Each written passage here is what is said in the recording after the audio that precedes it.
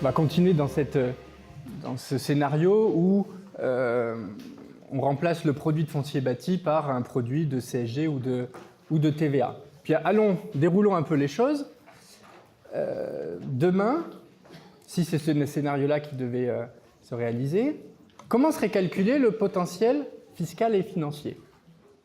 Vous savez, le potentiel, historiquement, c'était les bases fiscales de taxes d'habitation, de taxes foncières et de taxes professionnelles, multipliées par les taux moyens nationaux. Puis depuis 20 ans, il y a eu des réformes fiscales successives qui ont amendé cet indicateur de richesse. Et qu'est-ce qui s'est passé dans la plupart des cas? On vous a fait un petit historique sur 20 ans. Ce qui s'est surtout passé, c'est qu'on a remplacé ce potentiel, par exemple le potentiel TP et le potentiel taxe d'habitation, par les recettes, les recettes de substitution. Par exemple, la CVAE, la TSCA article 77, les IFER, la DCRTP et le FNGIR. Donc on est passé d'un potentiel, base fois taux moyen national, à un produit introduit dans le potentiel fiscal et financier.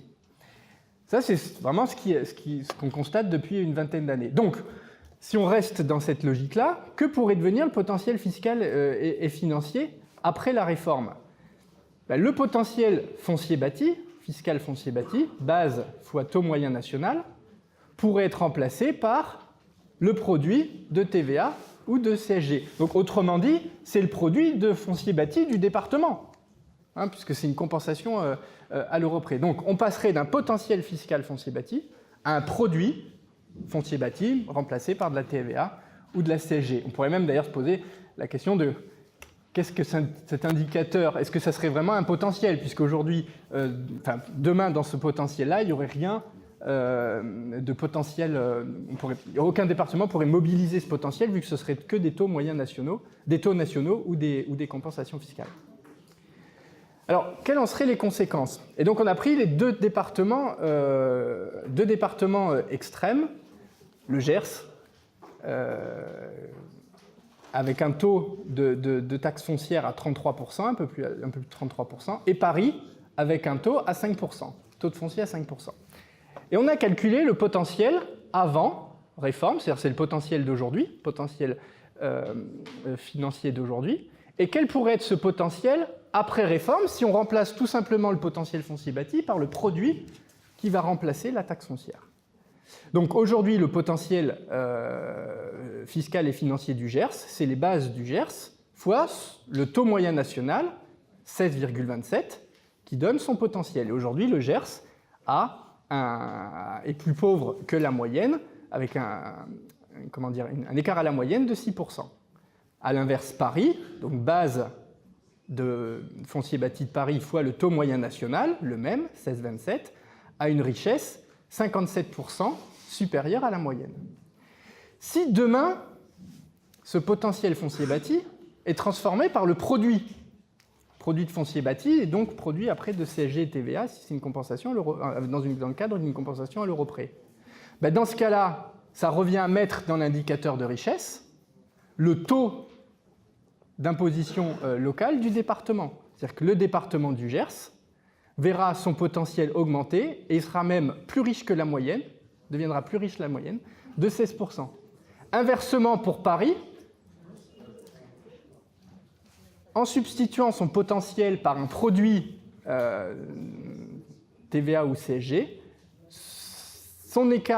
l'indicateur de richesse ferait que Paris serait plus pauvre que la moyenne. Parce qu'on fait rentrer les taux des collectivités dans l'indicateur de richesse. Donc tous ceux qui ont un taux supérieur à 16,27 vont être plutôt pénalisés, vont apparaître plus riches ou en tout cas moins pauvres.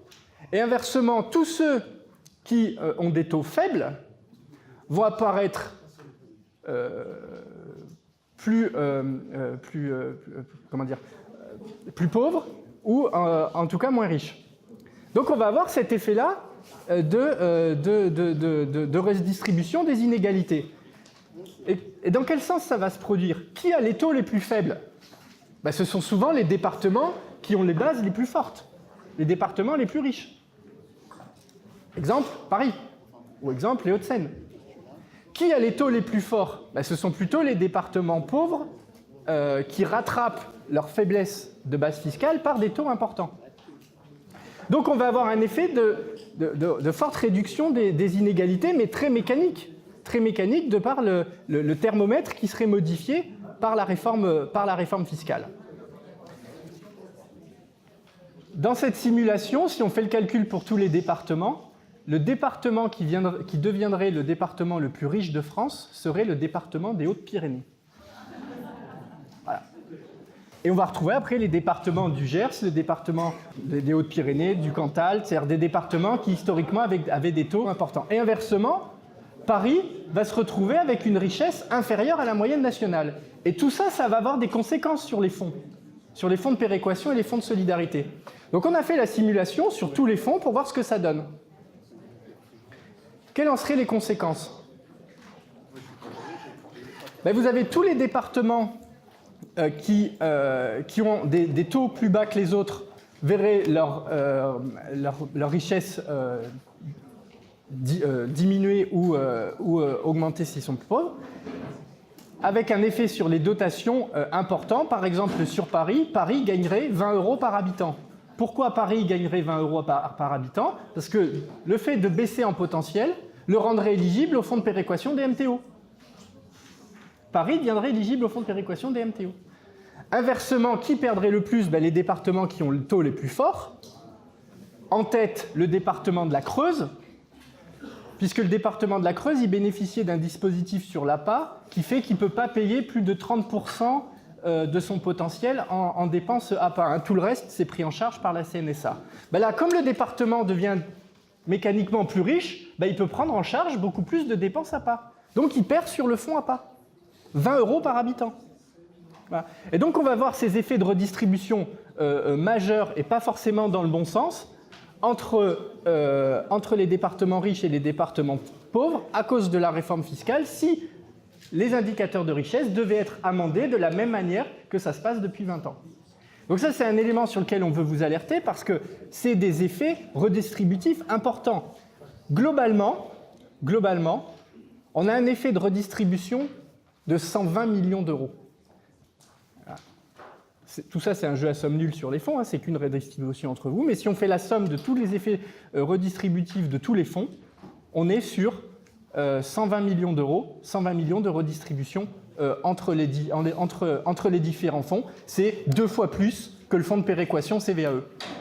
Voilà. Donc on n'est pas sur des montants, des montants anodins. Et donc c'est pour ça qu'on veut vous alerter sur ce point-là, car effectivement avec la réforme fiscale, on a la question du pouvoir fiscal des départements, on a la question du dynamisme de la future recette qui vous serait affectée à la place du produit de foncier bâti, mais en même temps ou au lendemain de la réforme fiscale, il faut tout de suite se poser la question des fonds de péréquation et des fonds de solidarité, parce que les effets redistributifs de par la modification de l'indicateur pourraient être massifs.